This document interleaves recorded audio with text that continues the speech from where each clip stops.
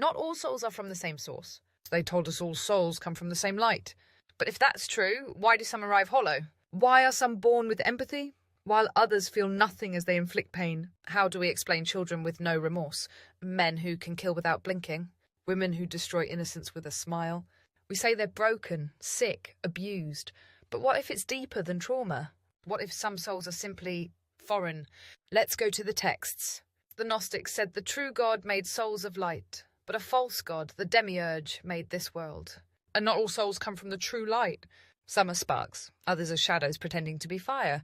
In the Hindu scriptures, the Yugas shift in cycles, and in this age, Kali Yuga, darkness walks openly. Asuras walk in human skin, born not to grow, but to corrupt. In Kabbalah, the Qliphoth are husks, broken shells that mimic life but hold no soul. They feed, they fake, they wear human faces.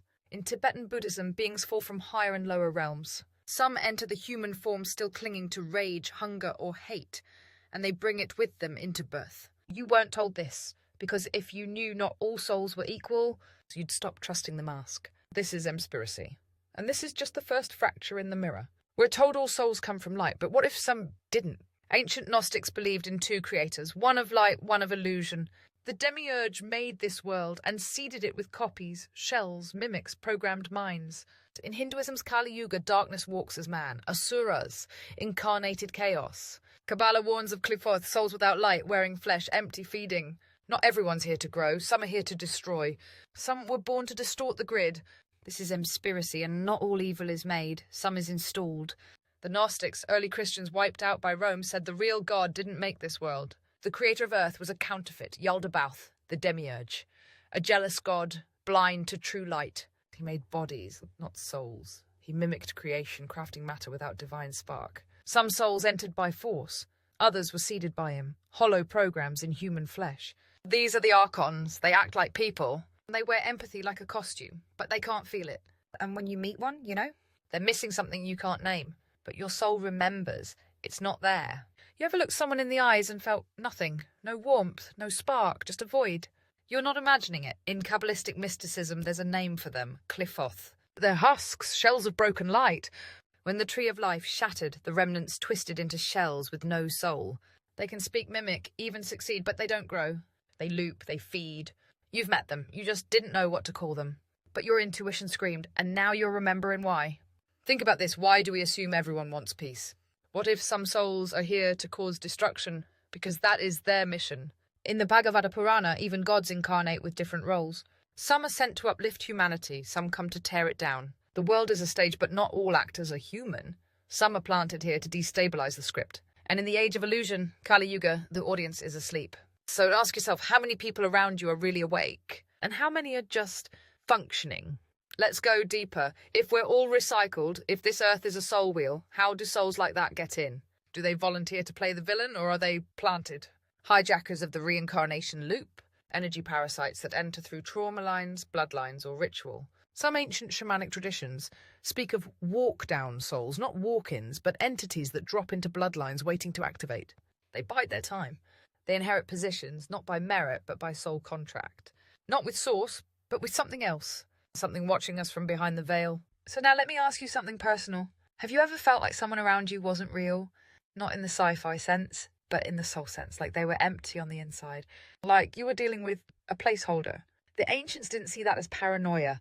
They saw it as perception. Truth is, this realm is mixed. Light and shadow, souls and shells. You weren't crazy. You were just sensing what the world told you to ignore, but you're not ignoring it anymore. You ever notice how some people change overnight? Not gradually, instantly. They wake up colder, disconnected.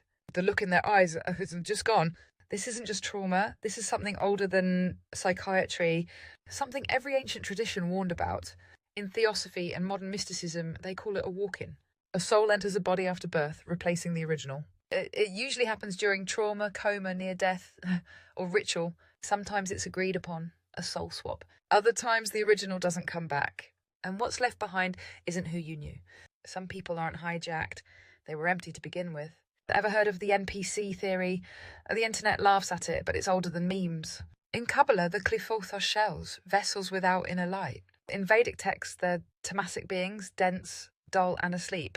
In Tibetan Buddhism, they're karmic echoes, souls stuck on repeat without self-awareness. These people don't grow. They loop, they mimic, they drain. You'll know them by their reaction to truth. They don't just reject it. They glitch because deep down there's no one home. The veil between worlds, it's not just thinning, it's tearing. Ask any psychic, shaman or energy worker, they'll tell you the same thing. More walk-ins, more possessions, more vessels acting off. We're in an age of openings, portals, frequency shifts, mass trauma that creates cracks. And through those cracks, something slides in. You feel it, the rise in cruelty, the numbness. The strangers wearing familiar faces, they're not hiding anymore because they don't have to. We're distracted, we're medicated. We're too busy scrolling to notice what's stepping in when the soul steps out. Let's get real. What if some people were never meant to be human at all? Not metaphor, not mental illness.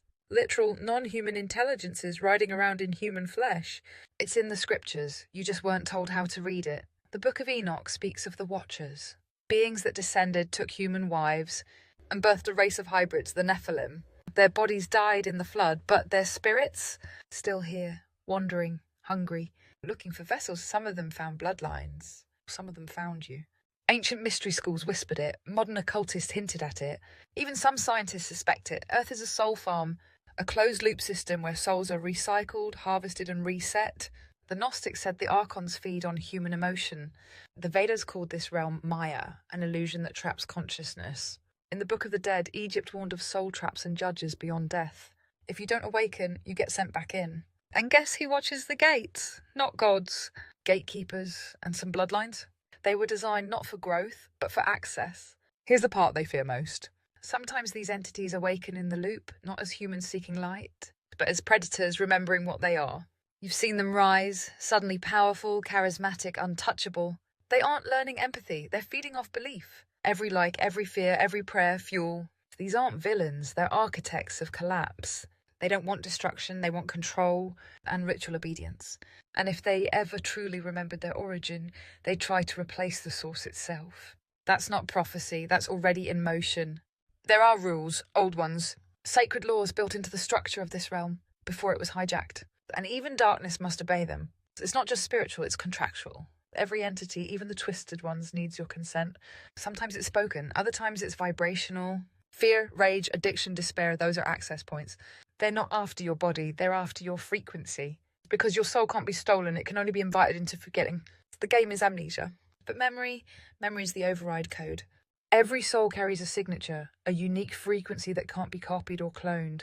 Ancient systems knew this. In Kabbalah, it's the Shem HaMephoresh, the divine name encoded in your soul. In Egypt, it's the Ren, the true name that echoes through lifetimes. In the Vedas, it's your Atman, the soul spark untouched by illusion. Entities can mimic appearance, voice, even memory, but not the code. That's why mantras, psalms, and sacred sounds don't just uplift, they repel. They resonate with your original soul state. The moment you remember it, you become invisible to what hunts you, untrackable, unreachable. You don't fight darkness with fists, you fight it with remembrance. Because once you remember who you are, they can't override you. Every ancient system gave tools. In Islam, wudu, water cleansing before prayer. In Christianity, Psalm 91, a spoken frequency shield. In the Vedas, Om, the vibration that births all things. In Egypt, Ankh rituals to balance the Ka and Ba. Why do you think they were banned, mocked or commercialised? Because these weren't beliefs, they were technologies. Ritual isn't superstition, it's source code maintenance. And without it, you forget. And when you forget, you're programmable. The greatest fear of the dark is not your strength, it's your memory. Because when a soul remembers its origin, its code, its purpose, it becomes unbreakable.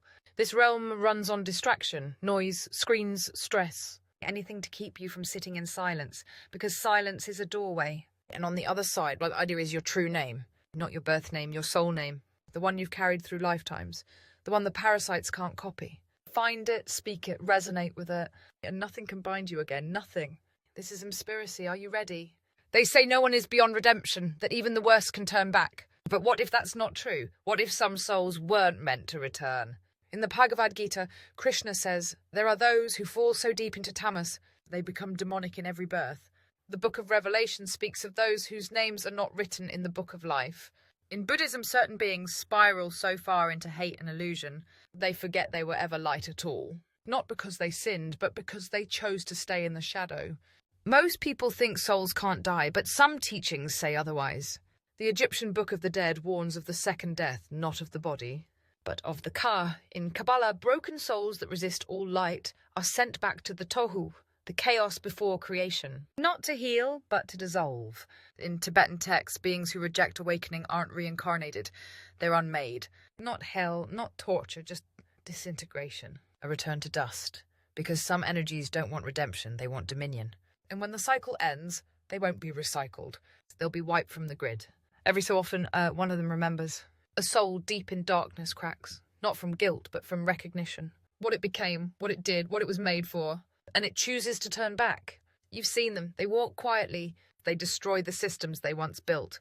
They live without praise, without comfort. They carry the weight of past lives that burned others. And they don't make excuses. They atone. They're not saints. They're redeemed predators. And the system fears them more than angels because they understand the darkness from the inside out. The system was never built to trap you. It was hijacked. And every soul that remembers becomes a crack in that hijack, a leak, a threat. Because when a soul reclaims its light, it doesn't just rise, it pulls others up with it. The ones who walked in darkness and came back, they burn cleaner than the ones who never left. Because they've seen the false light, tasted the parasite, and chose truth anyway. That's not redemption. That's recalibration. And that's how the system collapses, from the inside out, one soul at a time, starting with yours.